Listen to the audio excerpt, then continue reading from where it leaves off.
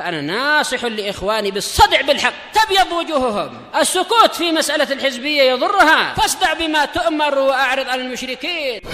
سلامي على دماج ورجالها والشيخ يحيى ودار العلم يا سعد بانيها.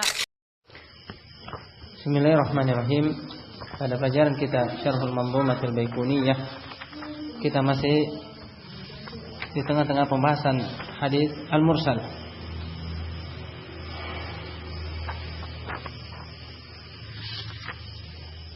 Dan bahwasanya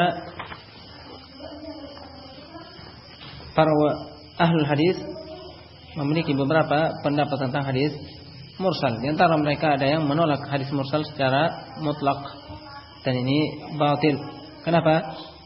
Karena marasilus sahabat dengan perincian telah lewat itu diterima berdasarkan ijma' kaum muslimin. Dan ada yang sebaliknya, yang menerima secara mutlak, semuanya diterima. Maka ini juga tertolak. Kenapa? Al-sahih mursal ini bukanlah hujjah. Bukanlah hujjah. Kenapa? Karena dia tidak memenuhi satu syarat dari syarat-syarat hadis as-sahih atau hadis al-maqbul, yaitu ittisal. Yaitu al-ittisal.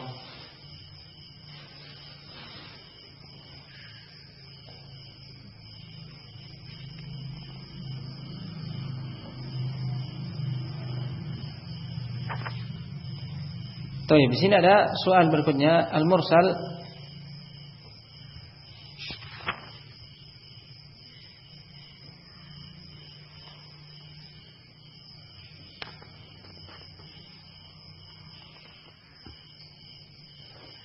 wa asahhul marasil,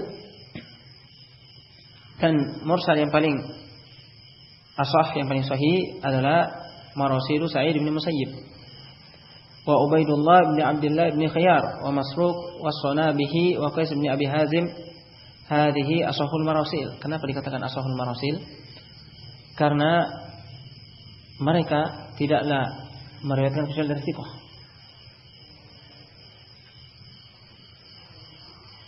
Wa qad dzakara al-Imam al-Ala'i fi muqaddimati kitabih Jami' at-Tahsil qawaid mufidah wa aqwala adidah. Thumma qala, dan telah menyebutkan Imam Al-Ala'i dalam mukaddimahnya kitab Jami' at-Tahsil beberapa kaidah yang bermanfaat dan ucapan-ucapan yang banyak. Kemudian beliau berkata, wa qad tahassala min jami'i ma taqaddama naqluhu fil hadits al-mursal madhahibu mutaaddidah, dan telah terhasil, yaitu terkumpul dari seluruh apa yang telah lewat sebelumnya penyebutannya, penukilannya pada hadis mursal beberapa madhab, beberapa pendapat tentang hadis mursal. Ahaduha radduhu mutlaqa. Yang pertama, pendapat yang pertama adalah menolak hadis mursal secara mutlak. Hatta marasilas sahabat, bahkan sampai marasil sahabat ditolak. Wa hadha qaul al-Ustaz Abi Ishaq, dan ini ucapan Ustaz Abi Ishaq. Wa thanihima atau wa thaniha, pendapat yang kedua, qabul marasilis sahabat wa radd ma adaha mutlaqa. Pendapat yang kedua yaitu menolak atau menerima seluruh mursal sahabat dan menolak selainnya.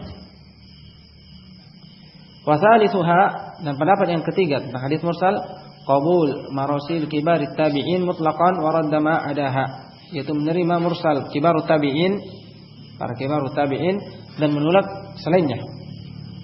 Wa rabi'uha, pendapat yang keempat, qabul marasilit tabi'ina kullihim an ikhtilafi tabaqatihim duna man ba'dahum, menerima semua mursal tabi'in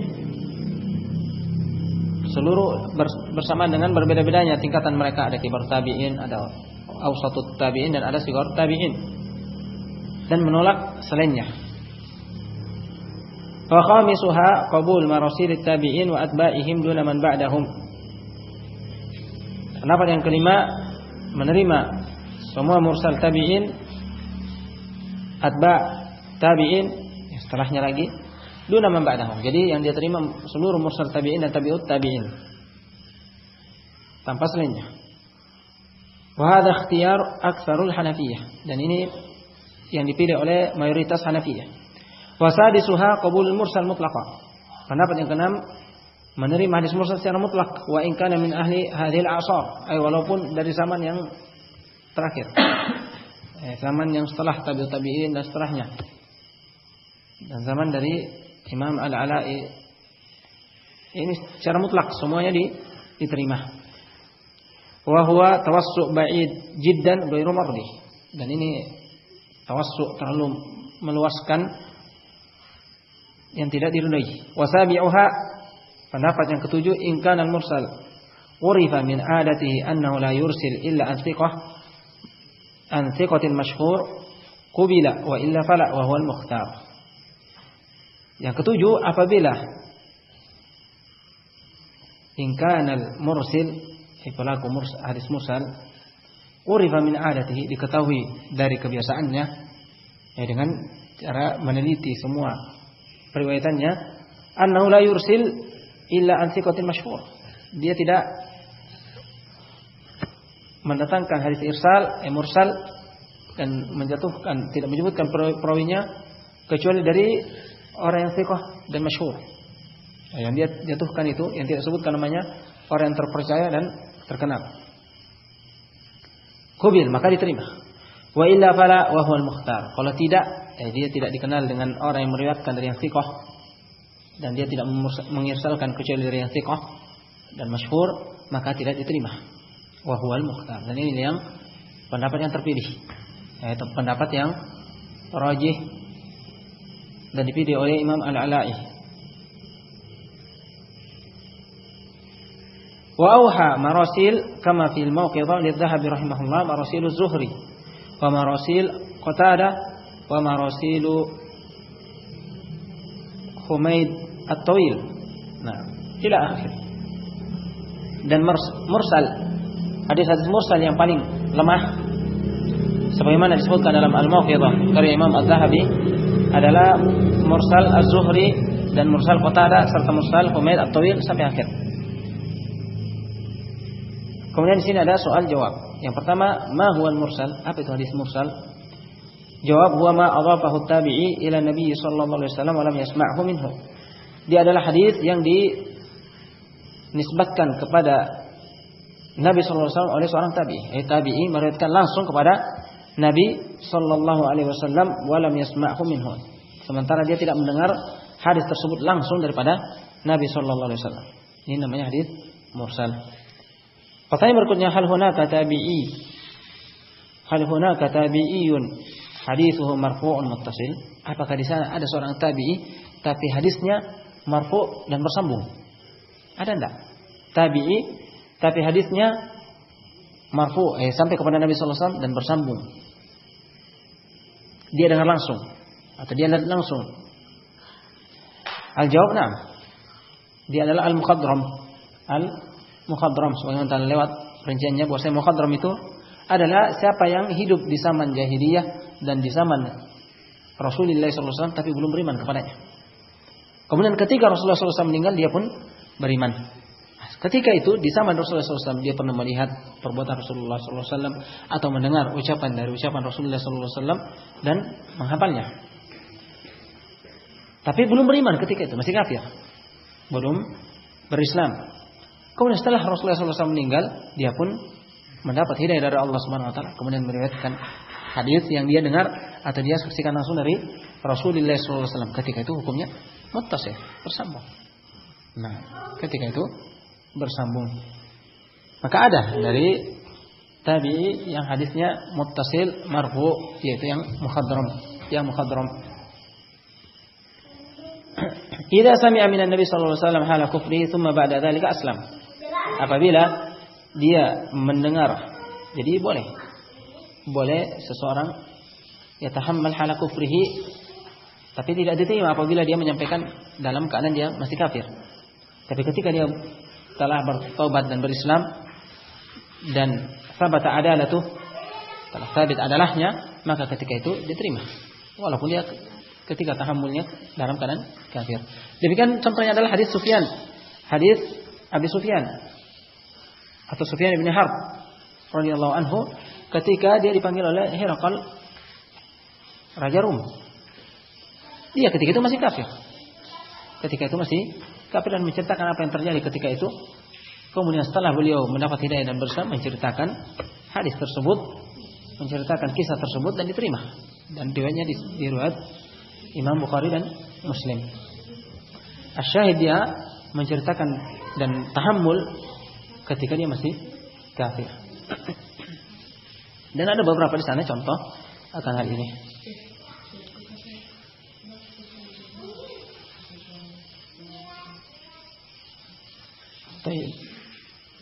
Rawahu an Nabi sallallahu alaihi wasallam ba'da mauti Nabi sallallahu alaihi wasallam fa huwa muttasil. Jadi dia meriwayatkannya dari Nabi sallallahu alaihi wasallam setelah meninggalnya Rasulullah sallallahu alaihi wasallam sehingga dia dihukumi hadis yang bersambung. Al-Mukhadram tabi'i wa hadithuhu muttasil. Jadi Mukhadram dihukumi sama seperti tabi'i, kibarut tabi'in dan tidak mendapatkan syarafus suhbah. Syarafu as-suhbah. Kenapa? Karena dia tidak beriman ketika bertemu dengan Nabi sallallahu alaihi wasallam.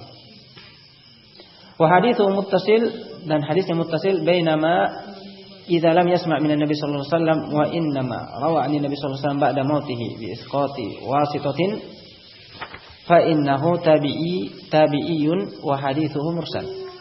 Akan tetapi apabila dia tidak mendengar dari Nabi sallallahu alaihi wasallam tapi dia meriwayatkan dari Nabi sallallahu alaihi wasallam setelah beliau meninggal dengan menjatuhkan perantara antara dia dengan Nabi sallallahu alaihi wasallam, maka dia dihukum sebagai tabi'i dan hadisnya mursal. Pertanyaan berikutnya, al-mursal qalu min al-irsal arsalahu wa lam yuqayyidhu bi sanadin min babi qaulillahi azza wa jalla. Ya, makna mursal secara bahasa itu dari kata irsal. Arsalahu wa lam yuqayyidhu, yaitu dia atlaqahu, melepaskannya dan tidak mengaitnya. Tidak mengikatnya dengan sanad. Ini makna irsal secara bahasa. Adapun definisinya telah lewat. Mimba biqaulillahi azza wajalla, masuk dalam firman Allah azza wajalla, alam tara anna arsalna asyayatin 'alal kafirin ta'uzuhum azza. Tidakkah kalian atau engkau melihat bahwasanya kami melepaskan syaitan kepada orang-orang kafir untuk ta'uzuhum azza, mendorong mereka dengan sebenar-benarnya, mendorong mereka kepada kebinasaan. Atlaqna syayatina alaihim, yaitu kami melepaskan syaitan atas mereka. Karena itulah kita dapat orang-orang kafir seperti madfu, didorong dan ditolak untuk melakukan kemungkaran dan kebinasaan. Fama wajhu qaulil Baihaqi wa mursalun minhu as-sahabi saqat. Hadza shawab am muntaqad. Kemudian bagaimana sisi ucapan Imam Al-Baiquni ketika mengatakan dalam baitnya dan mursal, hadis mursal dari hadis jenis-jenis hadis adalah yang jatuh penyebutan sahabat. Apakah ini benar ataukah muntaqad, yaitu dikritik? Al-jawab muntaqad. Jawab ini ucapan yang tidak benar. Muntaqad yang dikritik. Qad yakun sahabi wa qad yakun ghairu sahabi. Bisa jadi yang tidak disebutkan itu adalah sahabat dan bisa jadi selain sahabat. Walau tuyqina annahu sahabi fas sahabatu udul. Seandainya diyakini bahwasanya yang jatuh ini adalah sahabat, maka karena sahabat itu adalah udul, maka akan hadisnya diterima. Lakana tsabitan, maka hadis itu akan menjadi hadis yang sabit. Nah, walaupun tidak disebutkan sanadnya, walaupun tidak disebutkan siapa sahabatnya, selama diyakini bahwasanya yang tidak disebutkan itu adalah sahabat, maka hadisnya akan diterima. Sama seperti hadis mubham, tidak disebutkan namanya, tapi dari kalangan sahabat. Dan ini ada. Kalau kita membaca hadis-hadis yang datang, maka ada beberapa hadis yang demikian. An rajulin minas sahabah, dari seorang laki-laki dari kalangan sahabat, maka tetap diamalkan dan dihukumi dengan hadis yang sahih. Kenapa? Karena as-sahabat kulluhum udul. Semua sahabat terpercaya dan diterima khabarnya walaupun tidak disebutkan namanya. Dan tidak memudaratkan hadis itu ketika tidak disebutkan namanya. Kenapa? Karena kullu sahabat udul. Selama dia adalah sahabat dan yang meriwayatkan darinya adalah orang yang jujur, bahwasanya betul dia adalah seorang laki-laki dari sahabat walaupun tidak disebutkan namanya, maka diterima. Berbeda dari yang tingkatan di bawahnya, tabi'in dan tabi'ut tabi'in, kita tidak tahu siapa yang dia maksudnya. Mubham. Mubham yaitu tidak disebutkan namanya. Mastur beda lagi. Mastur itu disebutkan namanya, tapi hadalahnya tidak diketahui. Apakah dia bisa layak untuk dijadikan hujjah hadisnya atau tidak? Itu namanya mastur, atau sama dengan majhulul hal. Tingkatan mastur hal sama dengan majhul hal, yaitu meriwayatkan dia satu orang dan atau dua orang, meriwayatkan darinya dua orang, tapi tidak satupun dari a'immah yang mu'tabar yang memberikan dia ta'dil, tazkiyah, bahwasanya dia itu layak diterima hadisnya, atau dia itu sahihul hadis atau hasanul hadis. Ini namanya majhul hal atau mastur hal. Adapun mubham tidak diketahui orangnya, hanya dikatakan an rajulin, dari seorang laki-laki. Siapa namanya? Tidak tahu. Tidak tahu.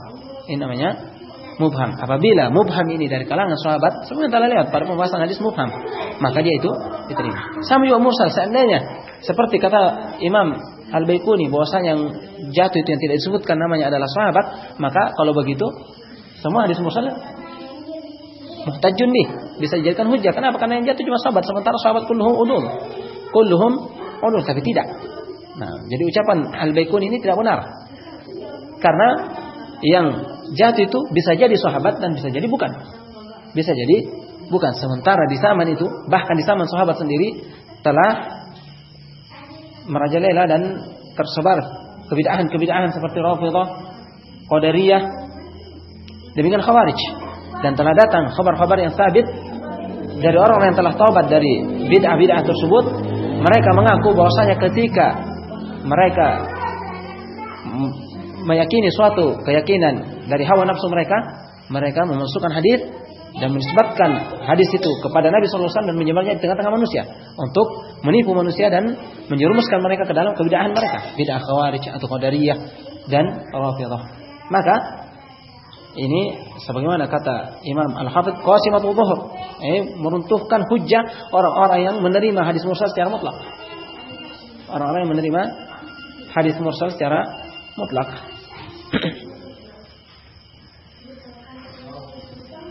Tayyib.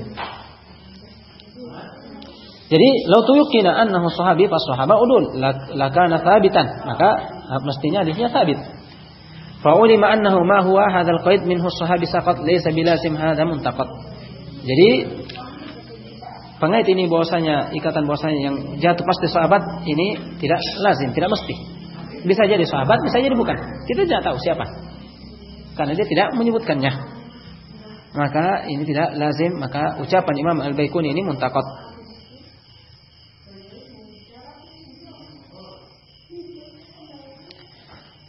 Pertanyaan berikutnya, asbabul irsal alladhi la yursilu illa an thiqah. Ma asbabu dzalik? Telah kita telah sebutkan sebelumnya, ada di sana ashahul marasil. Yaitu mursal yang paling sahih. Yaitu mursal Sa'id bin Musayyib, demikian Abdullah bin atau Ubaidullah bin Abdullah ibn Khiyar, Masruq, Qais bin Abi Hazim. Kenapa? Karena dia tidak mengirsalkan kecuali dari thiqah. Terus kenapa dia tidak menyebutkan? Dia melakukan hadis yang atau menyebutkan hadis yang mursal, tidak menyebutkan siapa yang dia meriwayatkan darinya dari Nabi sallallahu alaihi wasallam. Nah, apa sebabnya? Jawabannya, qad yanshat wa yusilu wa taratan yaksal fa yursilu. Hada wahid. Jawaban yang pertama, keadaan dia ketika meriwayatkan hadis kadang-kadang dalam kondisi semangat sehingga dia sebutkan siapa perantaranya. Dan kadang qad yaksal, kadang malas sampai menyebutkan langsung Nabi sallallahu alaihi wasallam telah bersabda demikian dan demikian. Sehingga dia tidak menyebutkan siapa yang memperantarai antara dia dengan Rasulullah sallallahu alaihi wasallam, sementara itu tabi'i dan dia tidak meriwayatkan kecuali dari thiqah. Waqad yansa man haddatsahu bidzalik. Jawaban berikutnya, terkadang mungkin dia lupa siapa yang menyampaikan kepada dia hadis itu. Nah, tapi dia dikenal bahwasanya tidak ada gurunya kecuali thiqah. Tidak ada gurunya kecuali perawi yang thiqah. Illa annahu la yatahammalu illa an thiqah. Hanya saja orang ini seperti Sa'id bin Musayyib dan yang disebutkan tadi Masruq itu tidak meriwayatkan kecuali dari orang yang terpercaya. Maka ketika dia tidak menyebutkan perantara ini, maka dibawa kepada yang thiqah. La ya'khudh illa an thiqah fayudhifahu ila Nabi sallallahu alaihi wasallam i'timadan ala dzalik. Sehingga dia mengidhafahkan, menyandarkan hal itu kepada Nabi, hadis itu kepada Nabi sallallahu alaihi wasallam, bersandarkan atas akan hal itu. Waqad yakunu mudzakarah, dan terkadang dia menyampaikan hadis itu dalam majelis mudzakarah. Apa mudzakarah itu? Murajaah. Ketemu ahlul hadis saling menyampaikan hadis untuk murajaah, mudzakarah satu sama lain. Nah, kalau datang terkadang apabila bertemu dari a'immah safar yang jauh kemudian ketemu, disebutkan mulai dari Isya sampai subuh mereka mudzakarah karena jarang bertemu. Akhirnya mereka saling tukar hadis, menyebutkan sampai subuh tidak tidur. Nah, tidak tidur hanya untuk mudzakarah. Asyahid kadang dalam keadaan seperti ini mereka dalam ini untuk mengulang hafalan dan seterusnya, keluar hadis tanpa merinci itu siapa yang meriwayatkan, dia meriwayatkan darinya dan seterusnya sampai kepada Rasulullah sallallahu alaihi wasallam. Atau fatwa, atau terkadang ketika berfatwa. Nah, ketika waktu yang sangat sempit misalnya, atau secara singkat, atau dalam keadaan terburu-buru menjawab kemudian pergi. Misalnya, dalam fatwa dia terlalu panjang, waktu yang panjang apabila dia ingin menyebutkan sanadnya satu persatu. Sehingga dia langsung bahwasanya Nabi sallallahu alaihi wasallam telah bersabda begini, maka yang rajih dalam permasalahan ini demikian. Selesai. Nah, ada pertanyaan kemudian dia jawab dengan singkat. Nah, apabila dia mau rinci satu-satu hadatsana fulan, maka makan waktu yang lebih panjang. Sementara waktu sempit atau dia ada kebutuhan yang lain atau misalnya, sehingga terjadi yang demikian. Kadang datang hadis yang mursal, itu tidak disebutkan perantaranya sampai kepada Nabi sallallahu alaihi wasallam. Tapi selama dia adalah orang yang tidak meriwayatkan dari yang thiqah, kecuali dari yang thiqah, maka hal itu diterima. Taib. Au fatwa qasduhu min dzalika dzikrul hadis. Jadi maksudnya hanya menyebutkan hadis saja. Wa laysa qasduhu dzikrus sanad, dan tidak dia maksudkan untuk menyebutkan sanad. Lil khawf min dzikr sahabi aw man dzakara alladhi asqatah. Bukan karena takut menyebutkan siapa sahabatnya atau siapa yang dia tidak sebutkan namanya, yang dia jatuhkan penyebutan perawinya. Wa qad yakunu aidan akhadahu an jamaah falithiqatihi bima rawa anhu ulaika al-jamaah asqatahum. Dan bisa jadi juga dia mengambil dari sekian banyak orang, sekian banyak perawi. Karena dia percaya dengan siapa yang dia meriwayatkan dari orang-orang tersebut, dia tidak menyebutkannya. Kama fa'ala Ibrahim ibnu Yazid an-Nakhai, sebagaimana yang dilakukan oleh Ibrahim ibnu Yazid an-Nakhai, qala idza haddatstu an Ibnu Mas'ud faqad sami'tuhu min jama'atin. Beliau mentansis bahwasanya apabila saya mentahdits, menyampaikan hadis dari Ibnu Mas'ud, maka sungguh saya telah mendengarnya dari jamaah. Jamaah dari ashab Ibnu Mas'ud yang mendengar langsung dari Ibnu Mas'ud dan seluruhnya thiqah. Fa idza qultu sami'tuhu min fulan fa huwa amman sami'tuhu. Nah, dan apabila saya mengatakan saya telah mendengarnya dari fulan, maka dia adalah dari orang yang saya mendengar, cuma dari satu orang. Tapi kalau dia langsung dari Ibnu Mas'ud, Ibrahim bin Yazid an-Nakhai mengatakan langsung dari Ibnu Mas'ud, maka kata dia itu saya dengar dari banyak orang. Tapi kalau saya tansis bahwa saya dari fulan, an fulan, maka itu hanya saya dengar dari fulan ini. Nah, walihada fa innamal ladzi arsalahu Ibrahim an-Nakhai an Ibnu Mas'ud yuhtajju bihi bi'ainihi. Berdasarkan hal ini, maka yang disebutkan oleh Ibnu Mas'ud secara mursal Ibrahim An-Nakhai secara mursal dari Ibnu Mas'ud itu dijadikan hujjah. Menjadi hujjah bi'aini yang khusus yang dia diriwayatkan dari Ibnu Mas'ud walaupun dia tidak sebutkan perantaranya. Li'annahu sami'ahu an jama'atin an Ibnu Mas'ud. Kenapa? Karena dia mendengar dari jamaah, banyak orang dari semua yang mendengar dari Ibnu Mas'ud walaysa an wahidin lam yasma' min Ibnu Mas'ud. Bukan dari seseorang yang dia tidak mendengar dari Ibnu Mas'ud. Hadza ma'ruf lakin muhtajun bihi lakinnahu muhtajun bihi inda Imam Ahmad wa ghairihi. Nah, jadi ini dijadikan hujjah di sisi Imam Ahmad dan selainnya. Bahwa Ibrahim Ibn Yazid An-Nakhai apabila dia menukilkan langsung dari Ibnu Mas'ud tanpa menyebutkan perantara maka diterima berdasarkan tafsirnya ini. Bahwasanya dia mendengar dari jamaah. Sementara Ibrahim An-Nakhai juga diterima. Baik. Jadi ini beberapa sebab kenapa terkadang orang yang thiqah ketika mengirsalkan tidak menyebutkan perantara antara dia dengan Nabi SAW diterima karena dia tidak dikenal kecuali dari mengambil dari orang-orang yang thiqah saja sehingga dia diterima. Nah, insyaallah kita lanjutkan pada pertemuan berikutnya, masih ada beberapa pertanyaan sebagai perinci dan penjelas tentang hadis mursal.